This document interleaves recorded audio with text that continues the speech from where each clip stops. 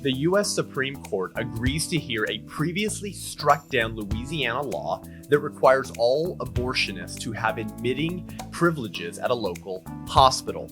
Then, Planned Parenthood reveals their secretly built Auschwitz-of-abortion clinic in southern Illinois, a final solution for all babies in the pro-life Midwest. I'm Seth Gruber, and this is UnAborted.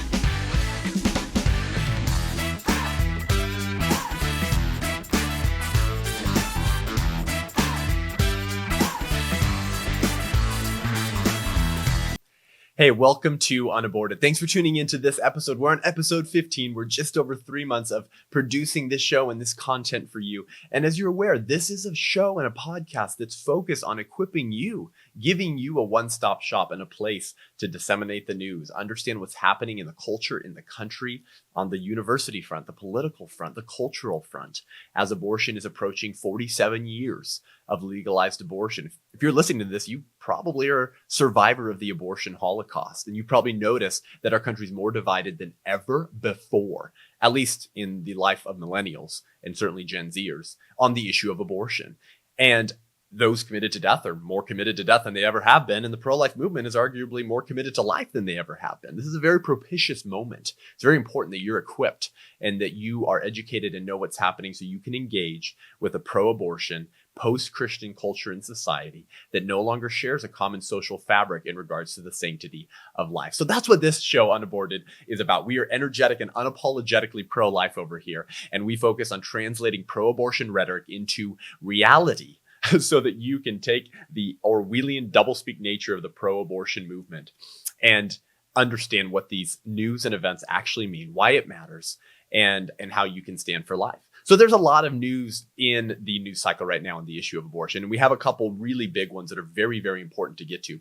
But firstly, I want to give you a sort of a little preview into a little bit of my career as I speak around the country in schools, churches, youth groups, training seminars, and university campuses. And so I was at St. Joseph Catholic High School in Santa Maria yesterday doing a pro-life mass for the whole student body, a little over 400 students, freshmen through seniors, and defending life, equipping them on how they can defend life while also graciously challenging pro-choice students to reconsider their views by examining evidence that they haven't seen or heard before. Because unfortunately, many of our Catholic high schools in the country, and this would include Catholic universities, don't necessarily have an exhaustively pro-life student body, or sometimes even an exhaustively pro-life faculty. And so I spoke for about 45 minutes, and then we had some time for some Q&A. And I got one of the worst questions or arguments for abortion that I actually hadn't gotten in a while, maybe because it is such a bad argument, such a bad question. But you've been hearing it a lot more recently, and that's the overpopulation argument. Maybe we should kill babies because we're overpopulated. So I want you to hear this question and hear my response, and maybe it'll be helpful for you. So this was from St. Joseph Catholic High School in Santa Maria yesterday. Well, I have a couple of things. Awesome. One of them is, what would you suggest to do about issues like overpopulation? Because you said there's 1 million babies killed in the past. I don't know, what would you do with those 1 million people? Sure. So the overpopulation argument is a myth based on nothing. We do not have an overpopulation problem. If you've ever traveled on a plane and you've looked down, what do you see usually? Nothing. We have plenty of space for new human beings who are born. Now, maybe you could make an argument that we have a problem of allocation of resources, and so we have to work better to ensure that we're encouraging a capitalistic system that encourages innovation so that people have an incentive to provide goods and services to make money for themselves. And guess what? That benefits everyone else because now there's more goods and services and there's more jobs. So you can approach the issue from that perspective. But we don't have an overpopulation problem. You can fit the entire world in Texas, and everyone gets a few acres in their backyard. So we don't have an overpopulation problem. Secondly, to address this argument, because I'm sure many of you have heard this, maybe we should have abortion because of overpopulation. If that's true, and it's okay to kill baby humans because we have an overpopulation problem, why unborn babies? Why are those the people that we should kill due to overpopulation? If you're going to espouse the killing of human beings because of overpopulation, why not start with you? Why not just kill all the teenagers or all the old people? Suddenly, nobody thinks that's a good solution to overpopulation. Well, I don't want me to be killed because of overpopulation. I just want the unborn babies to be killed because of overpopulation. That's an argument that has no basis in reality, no basis in a moral compass, and endangers the human equality of all human beings if their value is simply dependent on the number of people in the world. So if we wouldn't kill born people to solve overpopulation, even though it's not even a problem, we shouldn't be killing unborn people to solve the problem of overpopulation. Well, so there you go. I hope that was helpful for you. And you've heard this a lot recently, haven't you, from some of the politicians, some of the Democratic presidential hopefuls, and of course, the larger pro-choice movement. Bernie Sanders said this just a couple months ago, went on television and said, we really need to have abortion for overpopulation. In fact, we should be funding other countries' abortions to help curb overpopulation.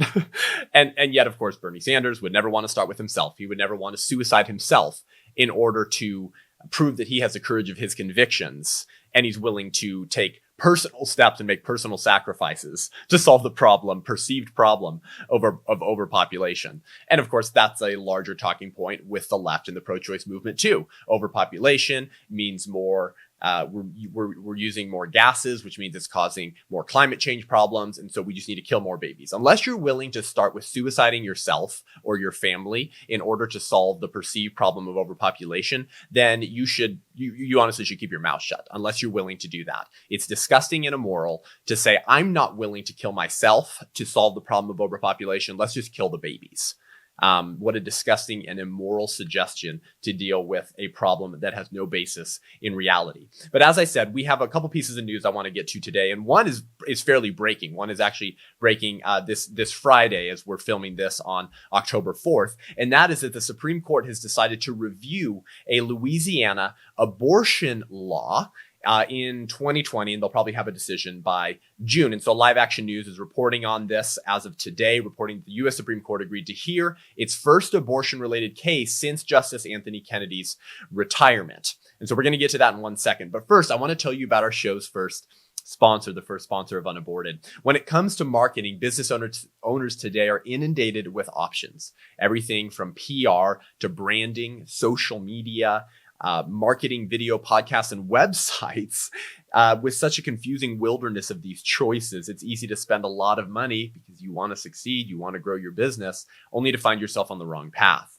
So that's what Marketing Trail Guide is here to help address. That's what they do. They show B2B businesses how to get clear on their objectives, define attainable marketing goals, design a strategic marketing map, and then put the systems and resources in place to reach their goals. You can think of them as a virtual chief marketing officer. So if you want to get a free marketing evaluation, go to marketingtrailguide.com. That's marketingtrailguide.com. So you can get out of the marketing wilderness, right, and onto the right path to take your B2B business to new heights. That's marketingtrailguide.com. You're good at what you do, but it's probably not marketing. So trust the experts who are good at that, and don't try to be a jack of all trades.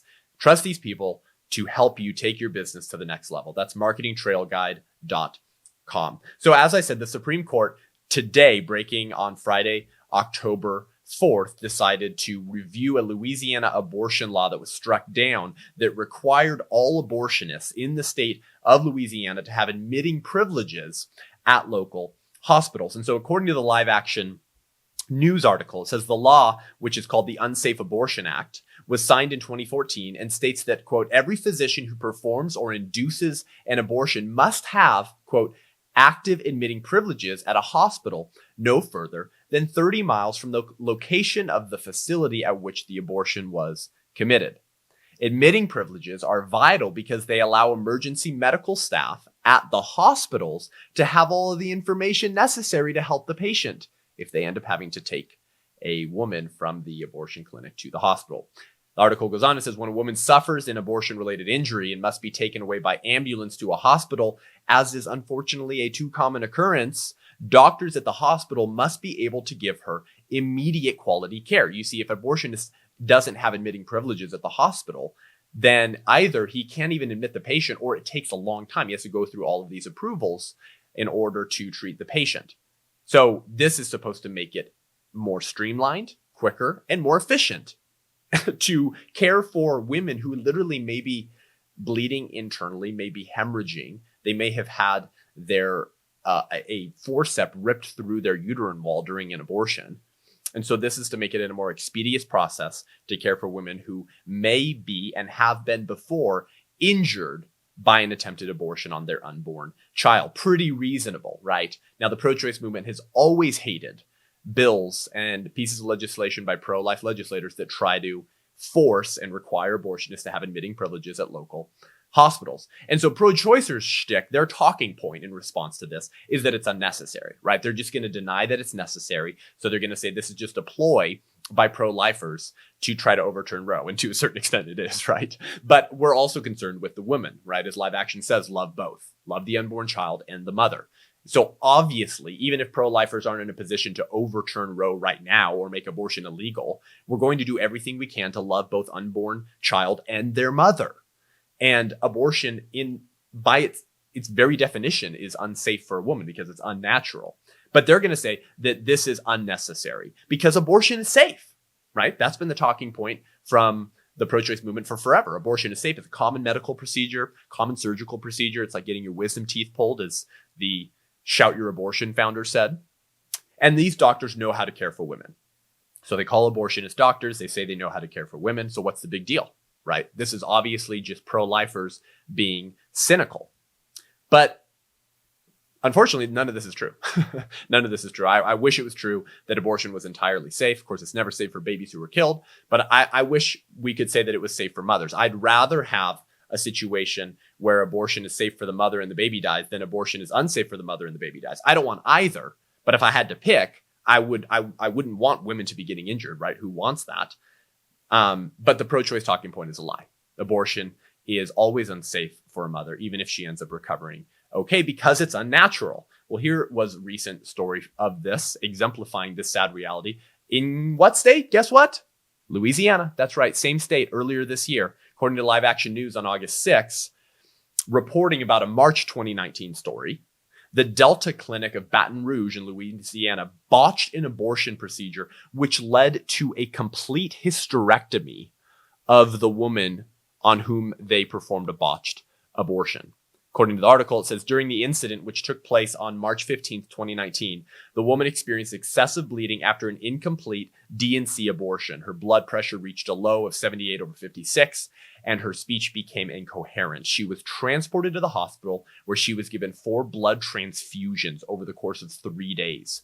Despite the intervention, the woman required a complete hysterectomy as a result of the botched procedure, the complete removal of her uterus, no longer able to have children, thanks to this abortion clinic botching their abortion on her baby and on her body.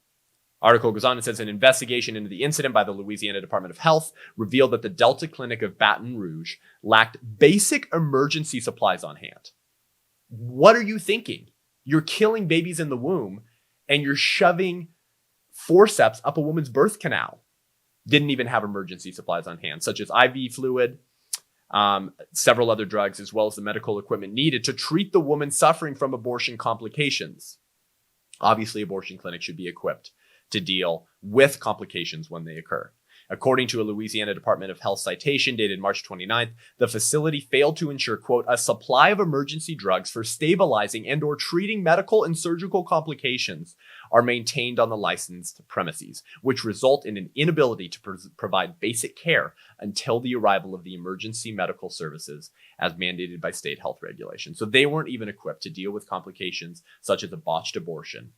And because they weren't, they couldn't expeditiously care for this woman's life. They had to wait for emergency medical individuals to arrive. They ended up having to transfer to the hospital and perform a complete hysterectomy. This is at an abortion clinic in Louisiana, where pro-choice activists and Planned Parenthood and the ACLU are saying it's not necessary to have abortionists have admitting privileges at local hospitals or require local abortion clinics to have these types of services and basic medical care available to care for women in the circumstance where there is a complication. My goodness. And yet we're supposed to believe that the pro-choice movement is pro-woman, pro-health, right? Abortion is healthcare. Abortion is care.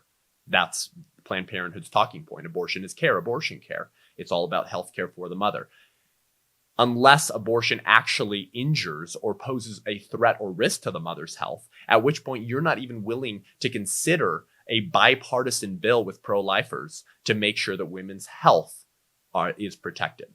So a bunch of partisan hacks who don't actually care about the health of literally born women, much less unborn women. And so this case is called June Medical Services versus Gee. And this was the 2014 bill that was initially passed, but then later struck down. So clearly there's a need for this bill, right? Clearly there's a need. This is one of many stories. I picked this one because it was this year in the same state that the bill is being proposed and struck down. Clearly a bill like this is needed to ensure the lives of women obtaining abortions are protected, that at least the women's health and lives are protected while the pro-life movement continues to work to protect the health and lives of unborn children. But if abortion is healthcare, then why wouldn't pro-choice advocates back a bill that would better provide for the healthcare of women obtaining abortions? You've just cut off the branch you're standing on. How can we even trust you when you say abortion is healthcare and yet you fail to back bills that protect those women's healthcare? Now, this makes sense to us because we understand that abortion naturally has dangers involved because it's unnatural.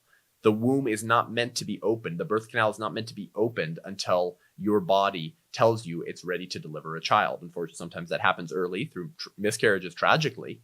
But in an ideal world, in a normal, healthy pregnancy, that happens naturally when it's time to dilate, when it's time to give birth to your baby. So of course it's unnatural. Definitionally, medically, it's unnatural. You have to forcibly dilate the cervix before that's supposed to happen so that you can insert forceps up the birth canal and tear the baby's limbs off. Of course, that's unnatural. And in the case of medication abortions, you take a bill that essentially starves your unborn child and forces you to have contractions early. So you dispel your baby oftentimes in the toilet, thanks to pills like RU486. None of this is natural. So of course, we shouldn't be surprised that it endangers the health of women.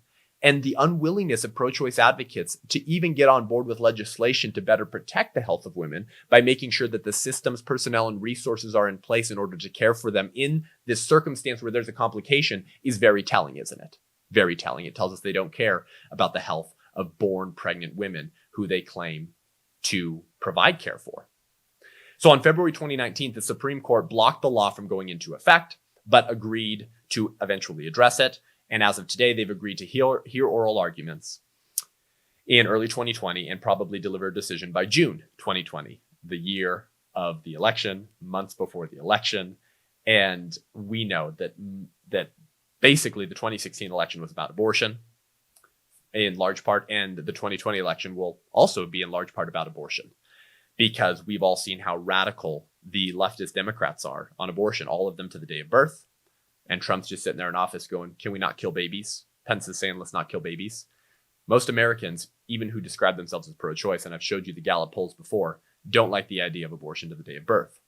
So what's the background to this case? Well, there is a precedent case here, which is going to be the talking point and argument from the pro-choice movement. They're going to use this precedent case to say that this Louisiana law requiring abortionists to have admitting privileges at local hospitals is unconstitutional. And that precedent case is Whole Woman's Health versus Hellerstedt from 2016. It's a Texas law that was very, very, very similar.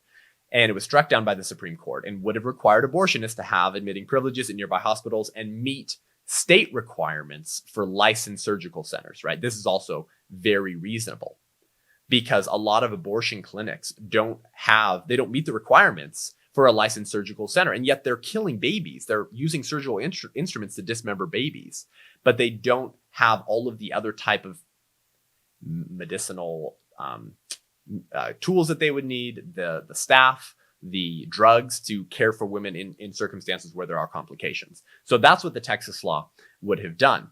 And it was struck down in 2016 under the undue burden clause, right? The undue burden standard, which functionally says that if any type of legislation creates an undue burden for the woman to obtain an abortion, then it's unconstitutional.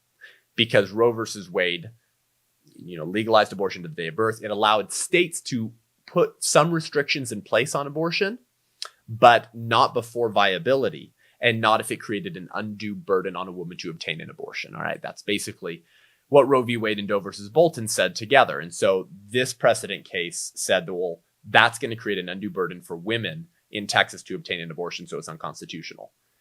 Yet this Louisiana bill has been getting a little bit more traction, but was initially struck down under the same clause. So we'll have to see kind of where this goes, but this could provide a huge victory for the pro-life movement by decreasing the number of people who can perform abortions in Louisiana, therefore saving the lives of more unborn children.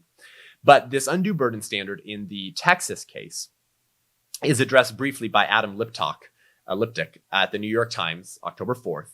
And he talks about Justice Stephen Breyer, who wrote the majority decision in Whole Woman's Health versus Hellerstedt. And in the article, he says, there was no evidence that the Texas laws admitting privileges requirements would have helped even one woman obtain better treatment, Justice Breyer wrote. But there was good evidence, he added, that the requirement caused the number of abortion clinics, in Texas to drop to 20 from 40. There it is. You want to know what this is all about? This is about abortion. This is about money. This is about killing babies. That right there is the exact rationale and justification for why the Texas Whole Woman's Health versus Hellerstedt decision was struck down, because there was good evidence that the admitting privileges requirement caused the number of abortion clinics in Texas to drop in half, from 40 to 20. Less abortion clinics, less of a money-making business, less of the abortion juggernaut, less dead babies, more pregnant mothers choosing life for their children, less money for the abortion industry. That's what this was all about.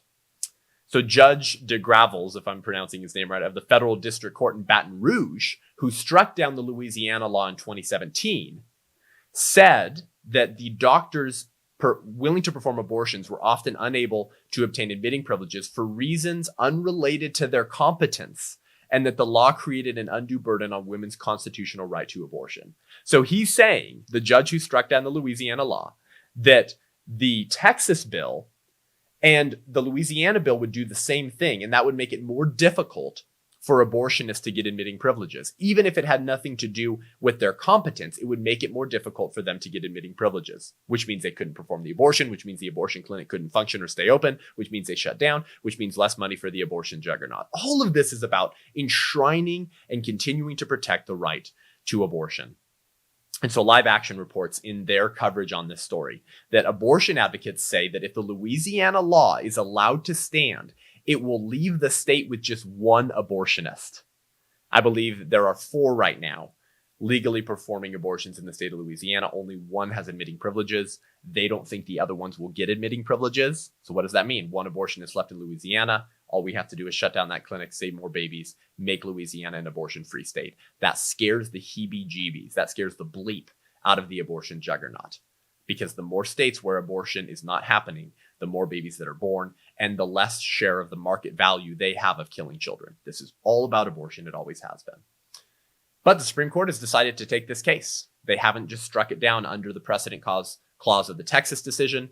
They're going to hear oral arguments. So Judge Jerry E. Smith of the U.S. Court of Appeals for the Fifth Circuit in New Orleans says, according to Live Action, unlike Texas, Louisiana prevents some evidence of a minimal benefit. The admitting privileges requirement performs a real and previously unaddressed credentialing function that promotes the well-being of women seeking abortion. So at least this judge is acknowledging the humanity of the women obtaining abortions. While they're doing something immoral, while they shouldn't be arranging the death of their children, we at least want to make sure that there are systems and legislation in place that will protect her health and her life if complications arise. At least he's willing to acknowledge the humanity and dignity of these women whose lives might be in danger thanks to the abortion juggernaut's casual dismissal of the lives of both born people and unborn people who are both Planned Parenthood's prospects, both the abortion industries and juggernauts' prospects.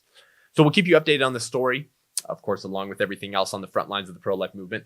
And next, we're going to discuss Planned Parenthood secretly building the Auschwitz-of-abortion clinics in Southern Illinois, a final solution for all babies in the pro-life Midwest.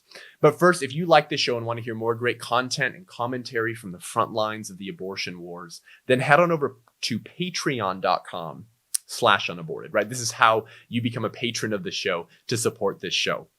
The abortion industry is spending a lot of money continuing to kill children and expanding their industry so they can kill more children. Democratic presidential hopefuls, millionaires and billionaires who love abortion pour vast swaths of their wealth into the abortion juggernaut. And sadly, we often don't see the same level of commitment from pro-life individuals with their time, resources, and yes, their funds. It takes money to save lives. As Greg Cunningham says, there's more people working full-time to kill babies than there are working full-time to save them.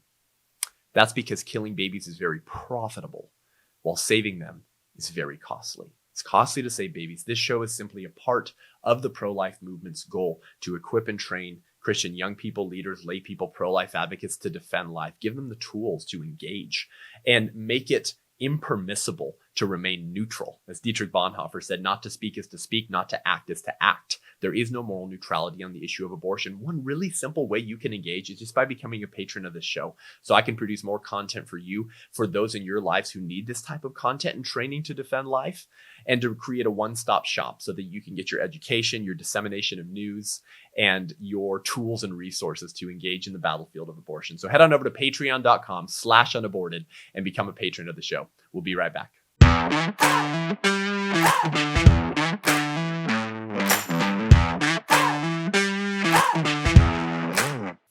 All right, well, welcome back to the show. So this new piece of news that also released just a couple days ago is pretty disturbing, and kind of goes more with the narrative of abortion no matter what, right? Care about abortion no matter what is really the abortion juggernaut's mantra. And so recently we just found out from the Planned Parenthood of Southwest Missouri in an announcement that they made. They just revealed their mega abortion mill in Southern Illinois, in Fairview Heights, Illinois, like right over the border. So really close to the Missouri-Illinois border, but still in Illinois, because Illinois has become a New York, California type of pro-abortion state, while Missouri has remained a pretty pro-life state, and they're right next to each other. So it's a pretty stark contrast in terms of cultural values, really, right? In one state that wants to protect children and one state that wants to kill more children. And so they make this announcement, and it came as a shock to the pro-life movement. And so all these, of course, news sites and blogs started covering it. Fox covered it because nobody knew. Nobody knew they were building this mega abortion mill in secret for a year or more. And so Kate Smith from CBS News, one of the abortion juggernaut's favorite quote unquote journalists, by the way, you remember she interviewed Alexis McGill Johnson, the new president of Planned Parenthood, and we played that in an earlier episode. And so she unveiled the story and spoke with Colleen McNicholas, the chief medical officer of Planned Parenthood of the St. Louis region and Southwest Missouri. So these are literally abortion apologists in the area who are very worried, very concerned that Missouri is becoming too pro-life. Oh no, too many babies are too safe. They're too safe in the womb in Missouri. That's not okay. We need to endanger the lives of children in Missouri. So they're committed to expanding abortion access certainly in the Midwest, and of course in the surrounding states, Missouri, Arkansas, as such. So we're going to play you this brief clip with Kate Smith covering some of the story, breaking the story, and then even interviewing Colleen McNicholas, the chief medical officer of Planned Parenthood in the region. Planned Parenthood is opening a huge new facility close to states where abortion access is restricted. The new clinic was built secretly in Illinois near the Missouri border. You will remember Missouri has some of the strictest abortion laws in the country. Our own CBS News' Kate Smith visited the facility as it was being built. So this is the site of our brand new building here in Illinois. We first visited the new clinic in August. The sensitive project was being built in secret under the code name Alaska. Dr. Colleen McNicholas showed us around. We know that our colleagues at other Planned Parenthoods and independent abortion clinics across the country have had difficulty opening new clinics. Things as simple as getting the phone company to come in and put phone and data lines, things like the cabinet makers not showing up to deliver once they knew that that facility was going to be an abortion facility. The 18,000 square foot building cost nearly $7 million to build. Planned Parenthood estimates the new office can handle up to 11,000 patients a year. The clinic is only miles from the Missouri border. It's positioned to accommodate patients from nearby states with strict abortion laws. In the last 2 years, the number of women crossing the Illinois border for abortions has more than doubled. There you go. There it is right there. The number of women crossing the border from Missouri to Illinois has nearly doubled. What does that mean? More prospects. That's what that means. More abortion prospects, more babies to kill whose mothers are perfectly willing to cross state lines to arrange the death of their children and be welcomed into the open arms of Molech in the new Auschwitz-of-abortion clinic, strategically located in Illinois, so that women of neighboring pro-life states have a haven and refuge to go to as they're gently encouraged and welcomed into the arms of Molech. That's what this means. More prospects, more babies to kill. The pregnant mother is the prospect, abortion is the sale, and the baby is the victim. And according to the Planned Parenthood press release, this clinic will perform both medical and surgical abortions. More prospects. If you're early on in pregnancy, here's a pill. It'll starve your baby, cut off nutrients to your baby, then take another one. That'll cause painful contractions where you might bleed for 30 days. Then you'll have a toilet bowl abortion. Congratulations, according to Cecile Richards, just as safe as Tylenol. Or if you're more developed, then we'll do the forced dilation and we'll insert the forceps up your birth canal and tear your baby apart. We want to be able to provide the full realm and full spectrum of reproductive health care to women, killing their babies through all 9 months of pregnancy, regardless of how long they waited to arrange the death of their children. We're Planned Parenthood, care no matter what. That's what this is all about. This is all about getting a larger market share of the abortion industry in an area of the country where more people tend to be more pro-life, certainly than the East Coast or the West Coast. So too many babies are safe in their pro-life states. Too many babies are safe in the wombs of states where they're very pro-life. We need to create a shining pillar, a shining sign, a place for you to come and bring your undesirables, bring your unwanted, and we will take care of them for you for a nice, pretty penny. That's what this is all about. So I was thinking of when I was preparing for this episode and addressing these two very concerning and disgusting pieces of news. I thought of the New Colossus sonnet by the American poet Emma Lazarus, right? So this is the sonnet that's on the Statue of Liberty, right? It was cast on a bronze plaque and mounted to the Statue of Liberty in 1883. It says, "Give me your tired, right? Your poor, your huddled masses yearning to breathe free, the wretched refuse of your teeming shore. Send these, the homeless, tempest tossed to me. I lift my lamp beside the golden door."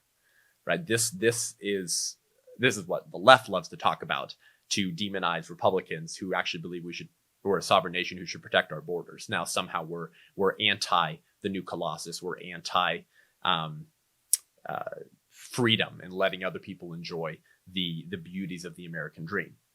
And I thought of this because Planned Parenthood's strategic location of this abortion mill and the financial incentive and the way that they're advertising it is like the antithesis of the New Colossus. It's like the anti-New Colossus. It's like the anti-American dream, right? The right to life, liberty, and the pursuit of happiness. Come build your life here. Everyone wants to get here because they have the freedom to do that. And so this American sonnet sort of reflects that American dream, those American pillars. Here is the Planned Parenthood antithesis New Colossus that I rewrote because it's literally the New Colossus on its head. This clinic, this super mega abortion clinic, saying, "Come, bring your unwanted children. Come, we'll get rid of them for you. We're safe. We love you. We care for women." It's the complete antithesis. So here's how I rewrote the New Colossus American sonnet poem. And this is what Planned Parenthood is saying. "Give me your unwanted, your poor, your masses of tissue yearning to breathe free, the wretched refuse of your womb. Send these, the parentless, womb tossed to me. I lift my lamp beside the doors of death." That's what Planned Parenthood is all about. That's what this clinic is all about. Come, give me your unwanted. You're poor, you can't have a child, bring it to me. It's just a mass of tissue. It's actually a baby yearning to breathe free. The wretched refuse of your womb that you care nothing for. Come. Send these womb-tossed children to me. I lift my lamp beside the doors of death. That's what this is all about. It's the complete antithesis of the American dream. The complete antithesis of the American invitation to freedom, to a right to life where you won't be abused and you have the freedom to pursue your version of the good life. Now the good life is slaughtering your children and a company that pitches themselves as a healthcare organization that believes in capitalism, using those powers to kill American children in the womb, denying them the right to life, liberty, and the pursuit of happiness. That's what this is all about. And now they have a larger market share of unborn children to kill to make more money off of, because women don't have as easy access to killing their children in some of the pro-life states, certainly Missouri. So let's just flock to the new Auschwitz-style abortion clinic. So according to CBS News on October 2nd, Kate Smith says that we were really intentional, or quoting rather McNicholas, the medical director for this area. We were really intentional and thoughtful about making sure that we were able to complete this project as expeditiously as possible because we saw the writing on the wall. Patients need better access, so we wanted to get it open as quickly as we could, Mick Nicholas said during an interview with CBS News. Translation: there was a huge market share of unborn babies relatively safe in their pro-life states that we could tap into by killing them. Right? That's what we do here at UnAborted. We translate pro-abortion rhetoric into reality. There was this huge market share of unborn babies relatively safe in their mothers' wombs who lived in relatively pro-life states that we could tap into by advertising a big Molech pillar of child sacrifice right across state lines that would make it very easy for women to kill their children and get us more richer. That's what this is really all about. The article continues by pro-abortion fake journalist Kate Smith. Nowhere is access to abortion less secure than Missouri. There you go. Since 2018, alone Planned Parenthood has been the state's only legal abortion clinic, pushing some women to spend hours crossing the state to obtain the procedure. Listen to how they talk about women. Pushing some women to spend hours crossing the state to obtain the procedure, like they have no choice. And yet we're supposed to believe that pro-choicers are feminists? You can't be feminist if you assume that true female empowerment means that you have no other option but to slaughter your children. True femininity, true female empowerment, true human dignity would be to suggest that you are a valuable human being with inward strength, and you have the freedom and the ability to choose life and to choose to be a mother to the child that you're already a mother to by giving life to that child and seeking out motherhood or adoption. That's true female empowerment. But no, Kate Smith says they're being pushed to spend hours crossing the state to obtain the procedure. And we know from statistics that very, very, very, very minimal percent of abortions are pressured or forced, like the husband or the father or whatever, forcing her to have an abortion. It's largely chosen by her. So nobody's pushing her. The story goes on. In May, that clinic in Missouri was nearly forced to stop providing abortions when the state's health department refused to renew its license, a story first reported by CBS News. Besides having just one clinic in their state, Missouri women face some of the country's most restrictive laws when seeking an abortion. Prior to receiving an abortion, patients are required to undergo state-mandated counseling where they receive anti-abortion literature. Ooh. After that, they're forced to wait at least 72 hours before they can have their abortion. Do you want to know why that's true, Kate Smith, you pro-abortion apologist? It's because Planned Parenthood and the abortion juggernaut never give women all the information in order to make educated decisions and informed decisions. That's why. Pro-choice is indeed a lie. You can't make true choices unless you have all of the information to make educated choices. So that's one of the many reasons why pro-choice is a lie. That's one of the reasons that some of these pro-life states have this type of state-mandated counseling to receive anti-abortion literature. Usually that means like the science of embryology and details about the development of your child. That's not anti-abortion literature. That's biological realities.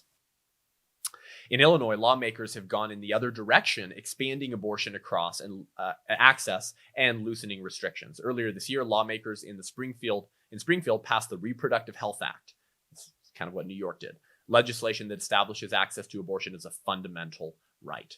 Women from across the Midwest seeking abortions have flocked to Illinois, turning it into what Mary Kate Knorr, the executive director of Illinois Right to Life, an anti-abortion access group, calls the abortion capital of the Midwest. That's exactly right. Of course, they're the abortion capital of the Midwest. Now, more than any other time, with this new Auschwitz-style abortion clinic strategically located to invite women who don't want their unborn children from nearby pro-life states to kill their children across state lines. Now, I've been calling this the Auschwitz of abortion clinics. Maybe you want to know why. Here's why. There are just too many parallels here. It's pretty disgusting. It's pretty disturbing. Obviously, you know some of the comparisons with the Holocaust, right? I make them on this show sometimes because the genocide has always entailed the dehumanization of an entire victim class that you want to eliminate. I don't like those people. Jews are unwanted. Babies are unwanted. Let's describe them as subhuman. Let's create criteria for personhood so we can conveniently say, well, they don't meet the criteria for personhood. and the results are always the same: dead, innocent human beings, right? So those are the comparisons between abortion and the Holocaust. But it goes even deeper than that. It goes into really the strategic approach to where you put these death camps. Planned Parenthood is not the first human rights violator to build a death camp in a strategic location in order to exterminate as many undesirable humans as possible. They're not the first human rights violator to do that. Yet that would be the Nazis. So there's a History.com article from earlier this year on Auschwitz. And if you're not aware, Auschwitz was the largest and arguably the most notorious of all the Nazi death camps. According to this article, quote, once Hitler's final solution became official Nazi policy, however, Auschwitz was deemed an ideal death camp locale. It was conveniently located. It was in close proximity to the string of rail lines used to transport detainees to the network of Nazi camps. In other words, Auschwitz was conveniently located to make it quick and easy to import and exterminate undesirables. It was in such a strategic location that it was quick and easy to bring in undesirable humans that you didn't want and kill them and give them showers. The pro-choice alternative of reproductive health care, right? Or gently suctioning out the contents of the womb. Because genocidal maniacs always use euphemisms to make their acts seem more acceptable. Similarly, this new Planned Parenthood is strategically located in a position so that it is easier and quicker to bring in undesirable unborn humans to kill them. They put it there for a reason. It's right across the border from Missouri, where there's one abortion clinic left, and it's very difficult for women to arrange the death of their children. Come to us. Same thing with Arkansas and some of the other local states, where they are going to be advertising their services for just a few-hour drive to women who want to kill their children. And interestingly enough, Planned Parenthood has many of the same prospects as Nazis did. So not only do both Planned Parenthood, or the abortion juggernaut, and Nazis strategically locate death camps to incentivize the importation of unwanteds that will be eliminated, but they also have some of the same prospects. According to this History.com article, by mid-1942, the majority of those being sent by the Nazis to Auschwitz were Jews. Obviously, upon arriving at the camp, detainees were examined by Nazi doctors. Those detainees considered unfit for work, including young children, the elderly, pregnant women, and the infirm, were immediately ordered to take showers, and we all know what that means. Pregnant women, though that's literally the Planned Parenthood prospect. Any pregnant woman, any pregnant woman is a Planned Parenthood prospect. If you've seen the film Unplanned, if you've listened to people who worked in the abortion industry, they'll tell you that they're trained to try to get the abortion appointment on the calendar. Book that appointment, baby. That's the sale. Young children, there's no more younger children than unborn children. Unfit for work and the infirm. If you're diagnosed as infirm in the womb, you're screwed in United States of America. Over 90% of babies diagnosed with Down syndrome are aborted in our country. And in other countries, you're probably aware of this, it's almost 100. In some countries, there's not any Down syndrome humans left. They're all aborted. They're unfit. See, unfit for life, unfit for work, infirm. And I've talked to people come up to me all the time after a speaking engagement. Can't tell you how many times this happens. My parents were told that I had Down syndrome and repeatedly tried to schedule the abortion. I hear that all of the time. And the statistics bear that out, because we do indeed have less and less Down syndrome babies and humans in America than we did just a few decades ago. And even the amniocentesis test that's supposed to tell you if you have Down syndrome is often wrong. So many women say yes to an abortion to kill a child that doesn't have Down syndrome, but that they believe did. But that's really beside the point, right? Because that's not where human value comes from. It's wrong to kill the baby regardless. But many parents have been manipulated into killing their unborn children through abortion because they thought the baby had Down syndrome and they didn't. I've had students raise their hand after a class presentation and tell me, my parents were told I had Down syndrome and I didn't. I was perfectly fine. So this is just all effed up. This is just all morally screwed up. But when you define human value according to wantedness and convenience, this is what you're left with, right? When you define human value according to wantedness and convenience, we're all screwed. And those who are lower on the totem pole are going to more likely be victims because they're lower on the totem pole. They're not the power class in control deciding who lives and who dies. So interestingly enough, Planned Parenthood has many of the same prospects as Nazis did. And most, to address the last class here, right, the elderly, those who support abortion, the pro-choice movement, guess what? They're pretty much largely on board with euthanasia. When you devalue life at the beginning of life, you tend to devalue it at the end of life, and eventually you'll devalue it at any stage. If your worldview and your bad ideas tell you that human value comes from wantonness and convenience as opposed to an intrinsic value and dignity that you can't separate from a biological human. So these are some of the comparisons between Planned Parenthood's strategic location of their new abortion mill, their Auschwitz-style death camp, and Planned Parenthood's approaches to strategically putting Auschwitz where they did to make it easier and quicker to bring in unwanteds and eliminate them. And of course, they have the same prospects because guess what? They have the same worldview. Same worldview, just recycled. And the end result is the same: more dead children, more dead innocent human beings. And yet we're supposed to call it reproductive health care, reproductive justice. Abortion care is health care. And every Democratic presidential hopeful, except Tulsi Gabbard, who's not going to be president, supports abortion to the day of birth. And she just doesn't like third trimester abortions.